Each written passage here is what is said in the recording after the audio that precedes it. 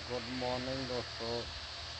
सबसे पहले तो मैं आप सबको इंडिपेंडेंस डे की बहुत बहुत शुभकामनाएं देना चाहता हूँ। मगर शुभकामनाएं तो तब दूंगा जब आप इस देश की जो आज़ादी है उसको समझोगे। मेरे को जहाँ तक यहाँ लग रहा है कि हम वो दिन भूल चुके हैं जब हमें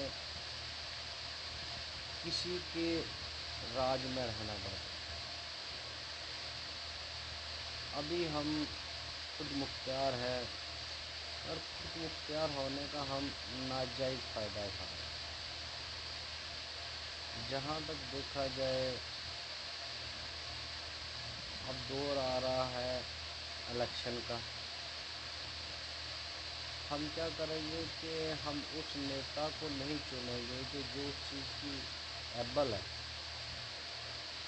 हम उस पार्टी को चुनेंगे।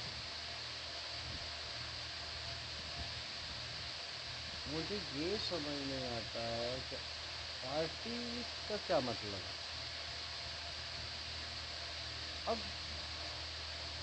सेंटर में कोई भी सरकार है, मेन चीज़ है कि अगर हम अपने नुमाइंदा या अपना रिप्रेजेंटेटिव उस बात को आगे पहुंचा ही ना पाए तो आपकी प्रॉब्लम कैसे सॉल्व होगी।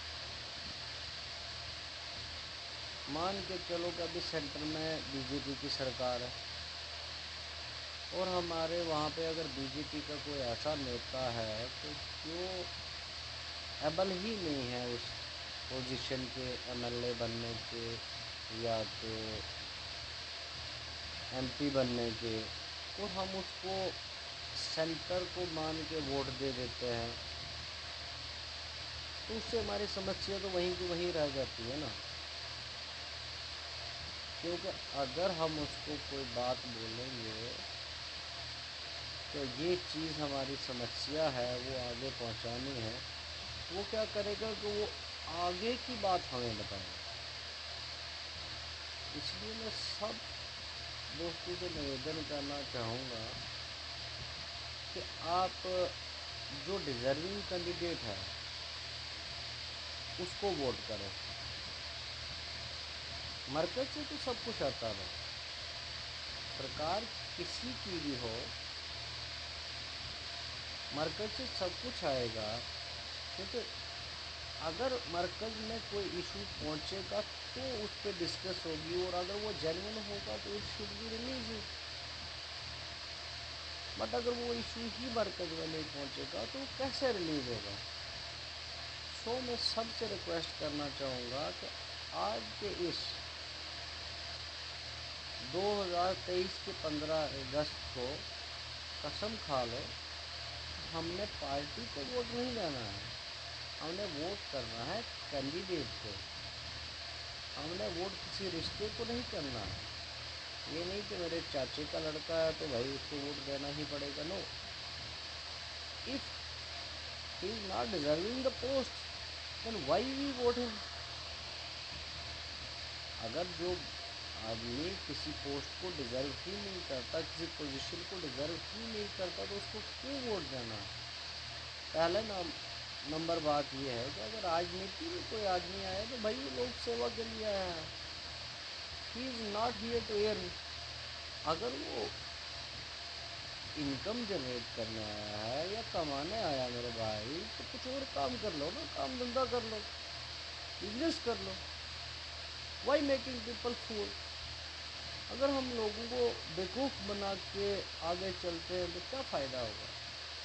हमारी नज़रों के सामने यहाँ कोई अगर एमएलए बनता है, कोई एमपी बनता है, he is from backward family, और जब वो एमएलए या एमपी बन जाता है ही इज़ इन मिलियंस।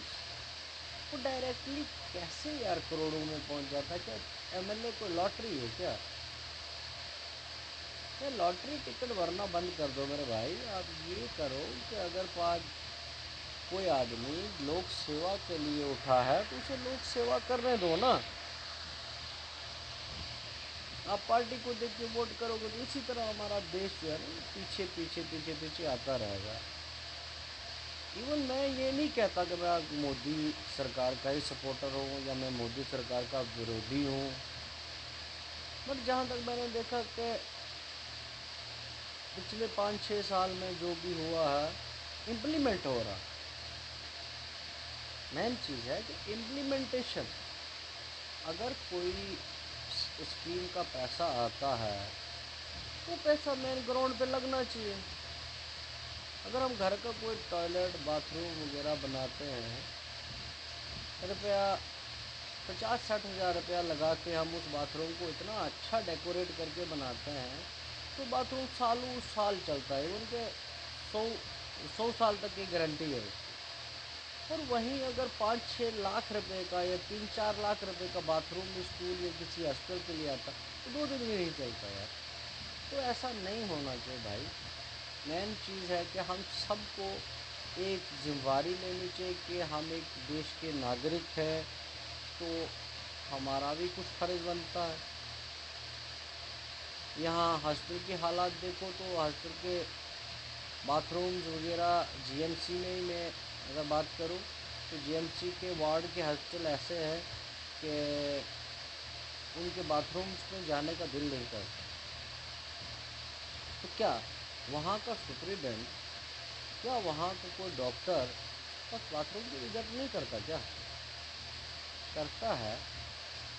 और उसे भी पता है कि मैं अगर कहीं बताऊंगा तो ये जो सिस्टम है ये सिस्टम मुझे ही टर्मिनेट करेगा, ना कि इसको डेकोरेट करेगा। तो सो प्लीज़ यार, एक ऐसा नेता चुनिए जो इस देश के बारे में सोचे।